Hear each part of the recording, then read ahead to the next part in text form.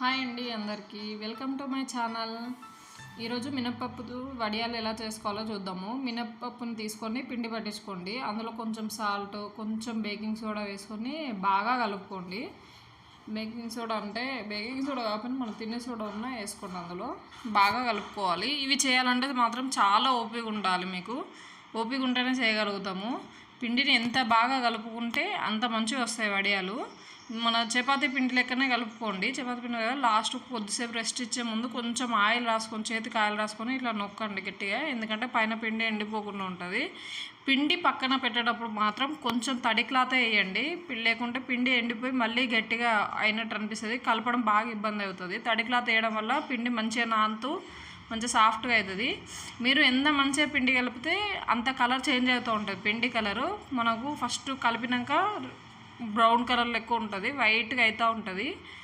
బాగా కలిపేసి ఇట్లా పిండికి ఈక్వల్ పార్ట్స్గా కట్ చేసుకోండి.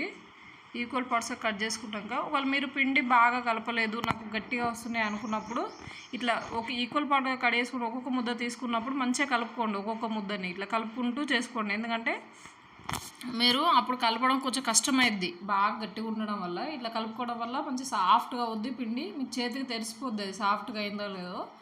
అట్లా చేసుకొని చిన్నగా పూరీలు లెక్క చిన్న చిన్నగా చేసుకోండి. మీకు ఎంత సైజు కావాలంటే అంత సైజు చేసుకోండి. నేనైతే చిన్న పూరీలు లెక్క చేసుకున్నాను.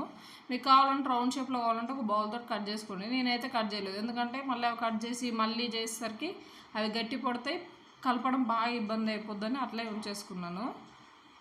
ఇలా ఏం లేదు, తొందరనే ఎండిపోతాయి. ఇవి ఒక క్లాత్ మీద వేసుకొని ఒక 1 అవర్ ఉంచేస్తే ఎండిపోతాయి. మీకు స్టోరేజ్ ఎక్కువ కావాలనుకుంటే కొద్దిసేపు ఎండలో పెట్టుకోండి. ఇలా చేసుకున్న వాటిని మంచి ఆయిల్ బాగా డీప్ ఫ్రై అయిన వాటిలో కొంచెం వేసి చూడండి. అది పైకి తేలిందంటే ఆయిల్ బాగా వేడైనట్టు. ఇప్పుడు ఇందులో చేసిన వడియాలు వేసుకుందాము. అవి వేసుకొని మంచిగా ఉత్తండి, ప్రెస్ చేయండి. ప్రెస్ చేస్తూ ఉంటే సాఫ్గా మన సాఫ్గా వస్తాయి. లేదంటే వంకర తొంకరగా పోద్ది. మీకు కూడా చూపిస్తుంది చూడండి. నేను నొత్తకపోయేసరికి ఒకటేసారి ఎట్లా వంకర పోయిందో అట్లా. మీరు ఇట్లా ప్రెస్ చేయకపోతే మనం సాఫ్గా ప్రెస్ చేయడం వల్ల మంచిగా వస్తాయి. కొంచెం మంట బాగా హైలో పెట్టుకోకుండా కొంచెం స్లోగా పెట్టుకొని చేసుకోండి. తొందరనే కలర్ చేంజ్ అయిపోతాయి. వేయడం అట్లా తీసేయాలి, తొందర పొంగిపోతాయి. మనం ఇందులో మినప వడియాలు చేయడంలో ఫస్ట్ కలపడమే ఇంపార్టెంట్ అండి. కలపడం ఎంత మంచిగా కలిపితే మినప వడియాలు అంత మంచిగా వస్తాయి.